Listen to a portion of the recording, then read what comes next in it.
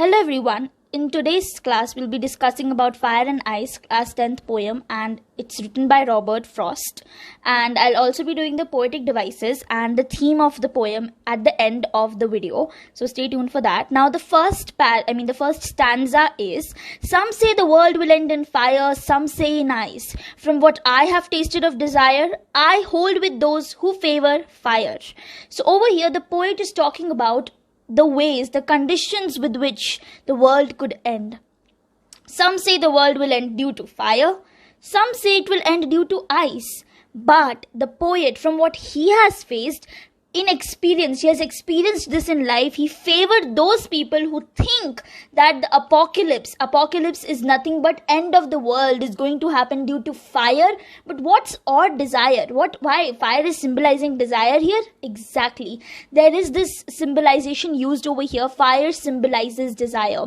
The second stanza of this poem goes like, but if it had to perish twice, I think I know enough of hate to say that for destruction, ice is also great and would suffice. So over here we are talking about, like in the last few lines, the poet is actually saying that if it had to perish twice, if it had to destroy it the second time, then I know that hate is enough.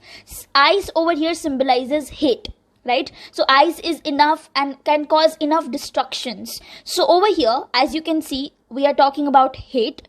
And we are also talking about desire. So we do not have control over our emotions and can lead to destructions, right?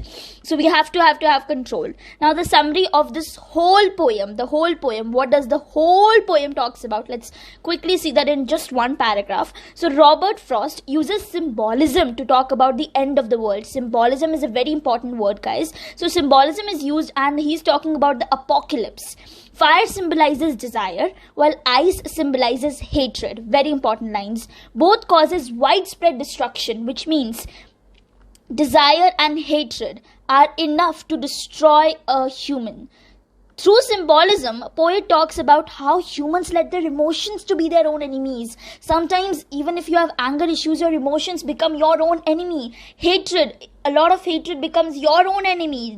Desire, anger, fury becomes your own enemy and can lead to our own ruin. Right? Now we'll be discussing one important question which is quite asked many times. What are the two different views about the end of the world? Very simple, we just have discussed. There is a debate that is going on about the end of the world. Some say, some think that the world will end in fire or due to desire, fury, greed. These are just the symbolizing words of fire, desire, fury, greed. While some people think that it will end of ice or hatred. You can also call it indifference.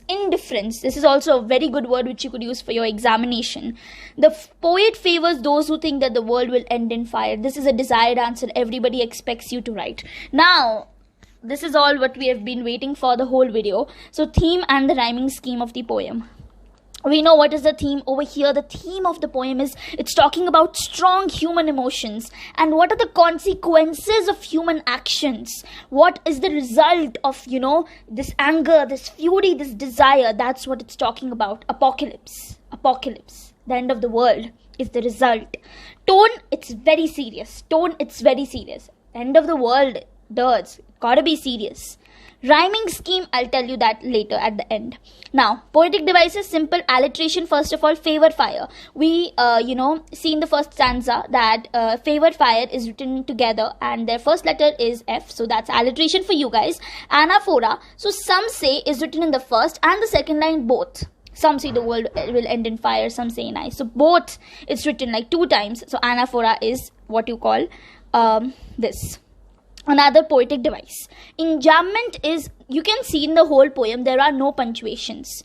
This is the first part, look at this. There are no punctuation. In the first stanza, look at this.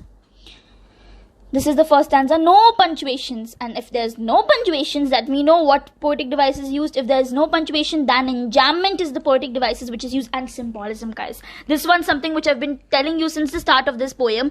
Symbolism is something which symbolizes. So fire symbolizes desire over here and ice symbolizes hatred over here. So which is something which is very important. Now I'll tell you that the rhyming scheme. Let's see what is the rhyming scheme for the first stanza. Okay, this is the first stanza. You can see Ari, and then SE, and then RE, and then RE again. So it's last letter. Look at the last letter, guys. That will give you a little yeah, 1 second. Yeah, that'll give you a little hint. 1 second. What happened actually?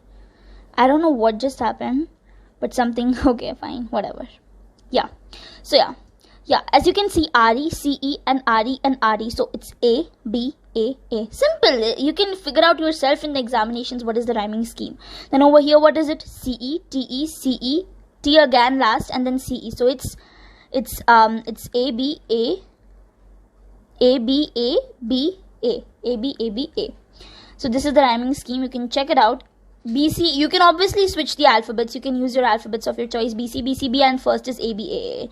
Yes, simple. You can figure out that for yourself. Thank you everybody for being here. Have a great day. And if you haven't subscribed, go do that and comment and like. Bye.